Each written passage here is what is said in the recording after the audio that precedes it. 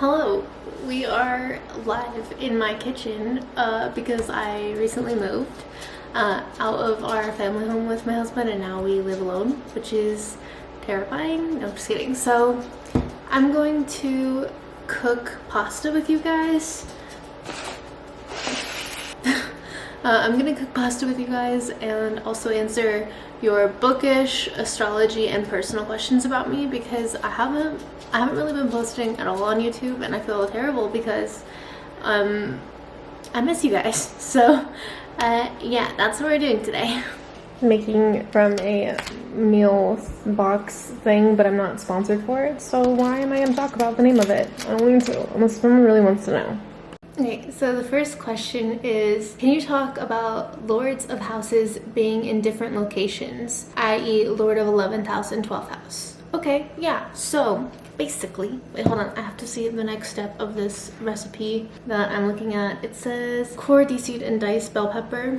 As you can see, I've already done some of it. Oop, I don't want a free promo, because why? Okay, so core, de-seed, and diced bell pepper.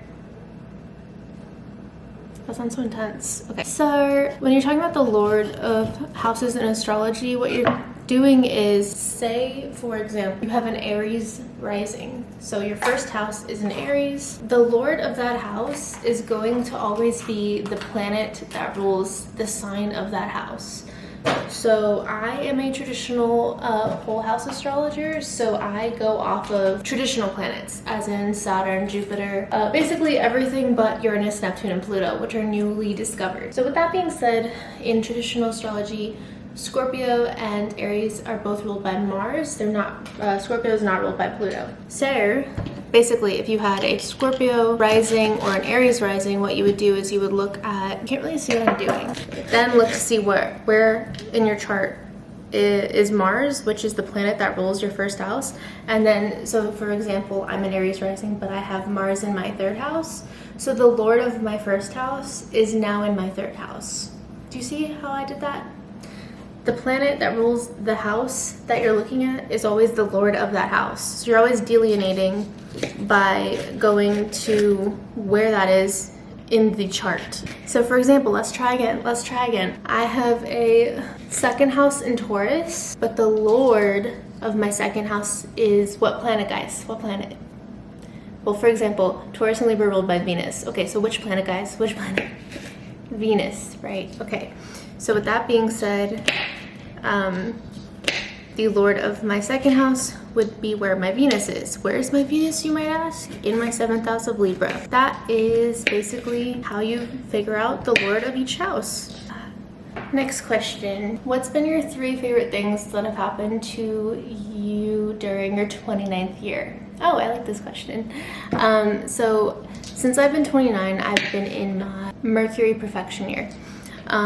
In the 6th house of daily health, routine, and lifestyle.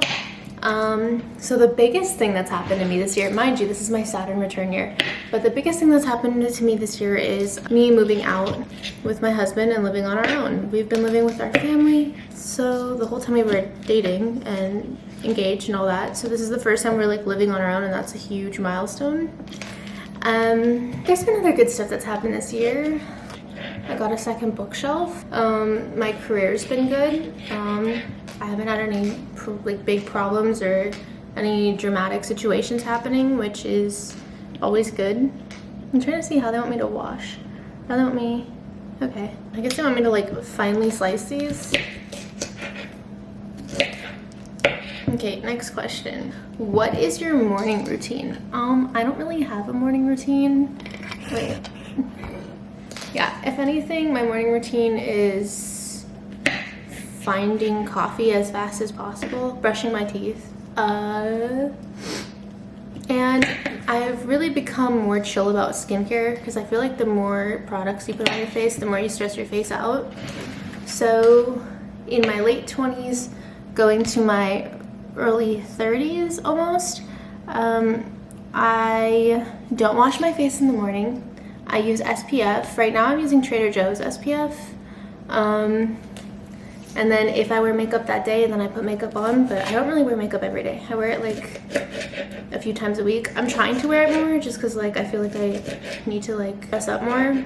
But yeah, all I put on my face in the mornings is like SPF or vitamin C. I don't really care about moisturizers in the morning because I have naturally oily skin. I know my skin like, have some moisture in it regardless, but I know like you should. I just don't really reach for it. Maybe if I'm in a fancier day, I'll reach for it, but it's like not every day. Favorite song at the moment, Eternal Sunshine by Ariana Grande. That chorus has me in a chokehold. I think that's like the most scandalous chorus from her. Okay, so I actually also made my own questions in case I didn't get asked enough questions, and also just questions that I thought would be fun to answer. I do have some people asking questions, but I think they're mainly just trying to get free reading, which is fair because I said you can ask astrology questions. Okay, this one's a good one. Advice for a 12th house perfection year.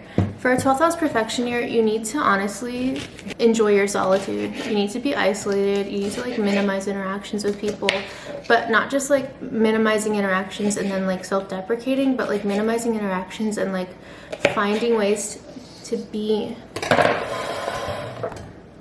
at peace with yourself, like not being so focused on what other people are doing, like finding hobbies that you feel are enriching to you and make you feel happy.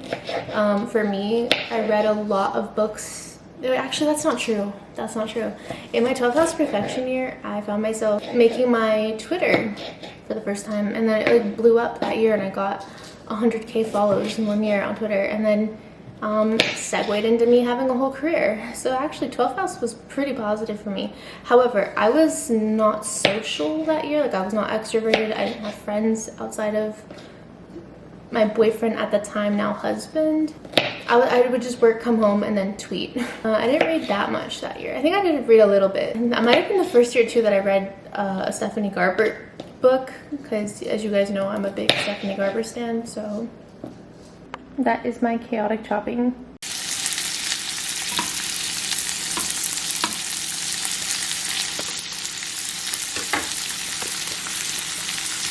So someone said, as an Aries stellium, should I plan my funeral now before eclipse season? No, babes, you're gonna be fine. You're gonna be fine. Okay, there is an Aries Mercury retrograde on the 1st of April until on the 1st of April until 25th of April, 26th of April. And in my opinion, the solar eclipse and the lunar eclipse are both just kind of about releasing something that have been inevitably looming in your life, like that you know need to change, that you know are no longer healthy or beneficial for you. I wonder if this is distracting, all this, but in my opinion, I don't think it's going to be the end-all be-all. Also, I would focus more on your rising. Like if you're an Aries stellium but you have a different rising sign, I do think your inner planets will still be impacted, but if you're like, I don't know, outer planets, like Saturn or Jupiter, it won't be as significant as if you had like Mercury, Venus, Mars, that kind of thing. But yeah, you're gonna be fine. It's just, I feel like in my opinion, the fall might be more intense of an eclipse season, but the spring is more chill. It's more like a daisical, especially with the retrograde. Like we're gonna be more neutral, because retrogrades make us go into ourselves and we're usually more silent. I do think that, of course, the internet is always going to be the internet. There's going to always be a lot of drama, but I would be surprised, honestly, because the lunar eclipse looks really chill. The lunar eclipse just looks like people are looking in themselves and wanting to make goals for themselves differently in the future. And the solar eclipse is, honestly, almost void of course as well. I don't really feel like it's that impactful. There's future me here. The solar eclipse is gonna be like, buckle up. It's gonna be conjoining Mercury retrograde in Aries. The solar eclipse is going to be people bringing out receipts, people running their mouths, people having a lot to say about things that maybe they shouldn't be talking about. But the lunar eclipse is mostly void, of course. It is kind of boring to me. The lunar eclipse is more people comparing themselves to other people and going inward and being like, wow, they reached their goal, how come I haven't reached mine? But the solar eclipse is going to be like I have an opinion, I have a feeling, and everyone has to hear it. It's everyone's business, it's everyone's problem. So that's my opinion about the difference between both this spring. I just, at the time that I was recording this, I think it was like the first week of March, and the solar eclipse is the first week of April, so like I just wasn't looking that far ahead at the time. Anyways, not really much going on. Obviously it's still eclipse season, so just be more cautious, babes. Now we're moving on to the questions that I've curated, which I'm excited about. So this is, what genre do you want to read more of? Honestly, I would like to read more contemporary romance. I still love my romantasy books, but I think I've just been reading them back to back, and usually people don't do that. They like have a palette cleanser, or like a book cleanser, so to speak, and I've just been like full throttle with it. So I want to get more into contemporary romance, like some more light fluffy reads. I really avoid small town and like country vibe tropes because I grew up in the South, and as a Middle Eastern girl who grew up in the South during 9/11, it's a bit traumatic. But I would like to read more contemporary romance. I just finished a Tessa Bailey book, Fangirl Down, and the internet was making so much fun of it, and I know why. It's because a lot of the tropes were very strange for a contemporary romance. Like, I think it was like touch her and you die, but it's like about a golfer. So I could see people were like, alright, people are getting too into the tropes now, which was valid, but then I also feel like it was a 5-star read. I ate that up. It was pretty good. It was giving Check and Mate from Allie Hazelwood, like as a adult non-YA book. I loved it personally. I ate it up. Also, gin. What? We skipped a few steps, but this is the finished product.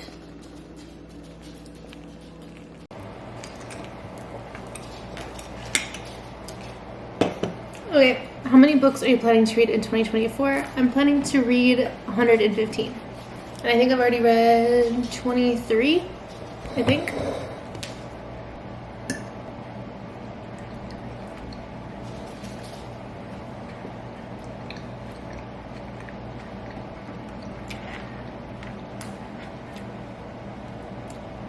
I've read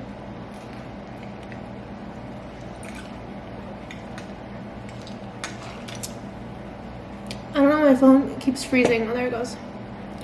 I've read 23 books right now. I usually read a lot more, but I've just been really busy because I moved, and then, yeah. Name 3 not related to book goals for 2024. Posting more content to help my business, posting more on Twitter, and also working out more, I think that's about it. My husband and I already have a bunch of trips planned for music festivals. We're gonna go to Coachella, and then we're gonna go to EDC and Lovers and Friends when we were young, and then Life is Beautiful. I think that's it. We're Vegas locals though, so I think like 4 of those festivals that I mentioned are always here, so it's like something to do, you know? I'm excited for Coachella though, because my husband used his like end of the year bonus to get us like this exclusive experience with like the tickets and stuff, so I don't know, it's about to be very VIP vibes. So also scary because like I'm not the kind of person that if I see a celebrity I'm gonna go up to them. I'm just going to like stand like this and implode. So